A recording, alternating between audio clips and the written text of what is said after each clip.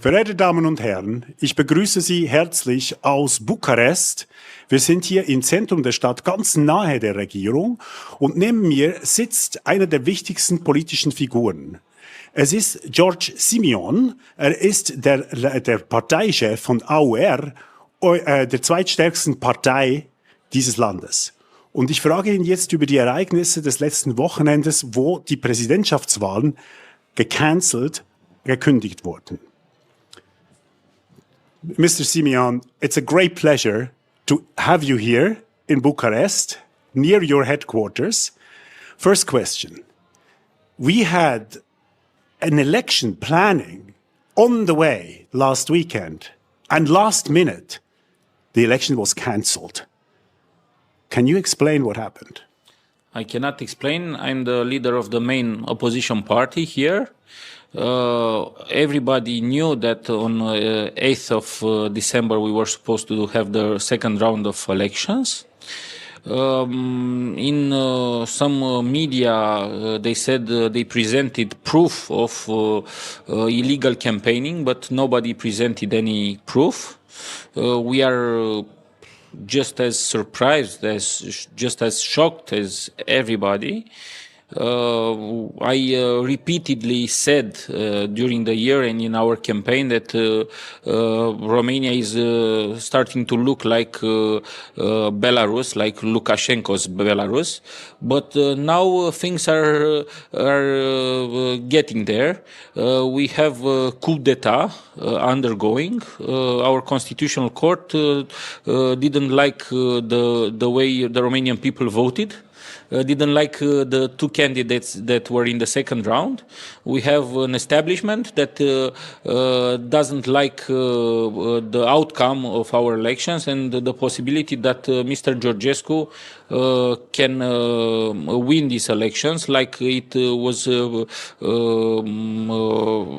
all the polls. Now, you mentioned Mr. Georgescu. Of course, Mr. Georgescu has won the first round. He is a widely unknown candidate until recently, and he is the center of attention now. The allegations are that he was supported by a foreign entity, namely Russia.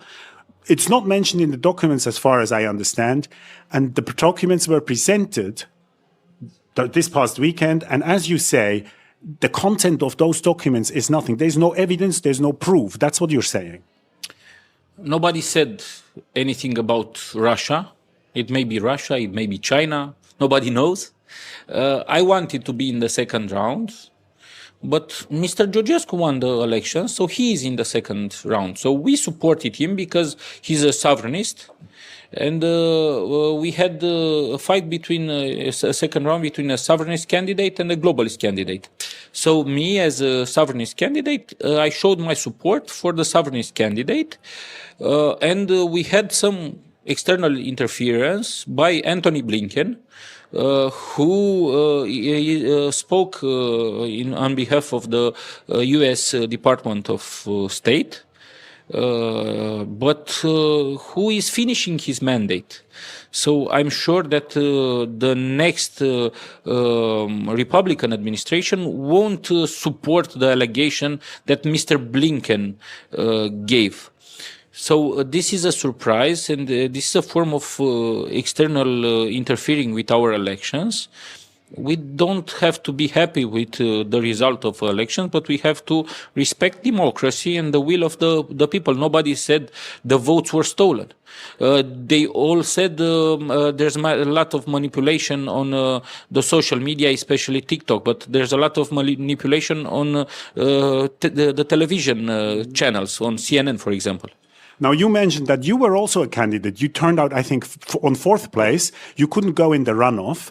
So you supported Mr. Georgescu. Your party supported him.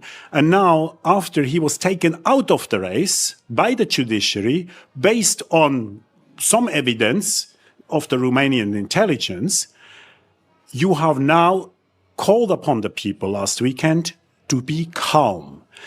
I must say it was quite surprising to see that the people who certainly were upset stayed calm. There was no violence. There was no big demonstrations on the streets. There were no were no big demonstration on the streets. You personally called the people, the Romanian people, to stay calm. Can you explain the reason, of course, behind it, and what is your strategy for the future? We are dealing with a coup d'etat that is ongoing, in my opinion.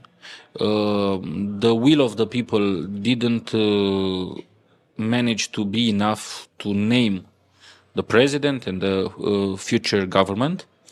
So it's not only my appeal to the Romanian people, but also Mr. Georgescu's appeal for everybody to stay calm, because we could have driven the country into chaos. With a large demonstration, easily provocation could have happened.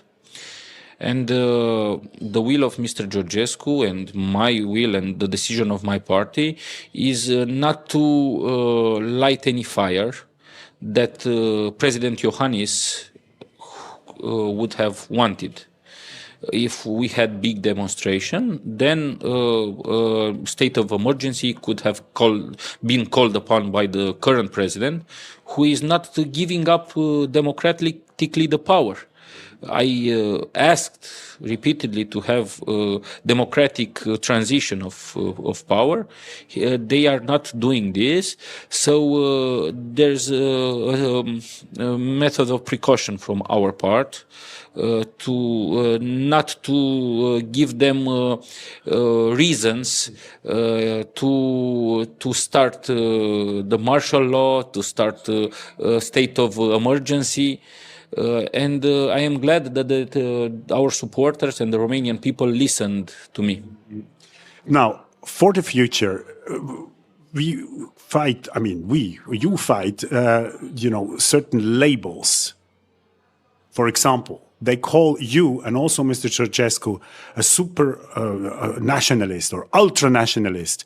They said about Georgescu that he is, an ally of Putin. For the wider audience in Switzerland, in Germany, and elsewhere, what can you say about such labels? I don't think Russia is or should be our ally. We are a part of NATO and the European Union. Myself, as president of ours, said that it's a war of occupation from the Russian part. It's a war of occupation against Ukraine. And I said, Vladimir Putin is a criminal. This doesn't have anything to do with extremists, with nationalists, with Russian forces. This is a fight of our people to regain national sovereignty, to be equal part in NATO and European Union, and not a colony. We respect all the people and all the countries inside European Union. We respect all the international countries. We have members that are not only Romanians, that are Hungarians, that are Roma and other ethnical groups. And we see this kind of labeling addressed also to President Trump. We are normal people who want to live under democracy.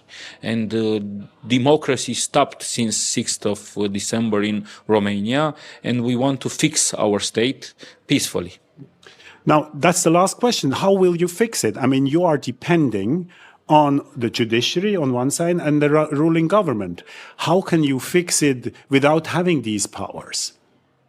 Like Mahatma Gandhi, by peaceful marches, by peaceful actions, by calling upon the will of the people, and hopefully the world as we know it is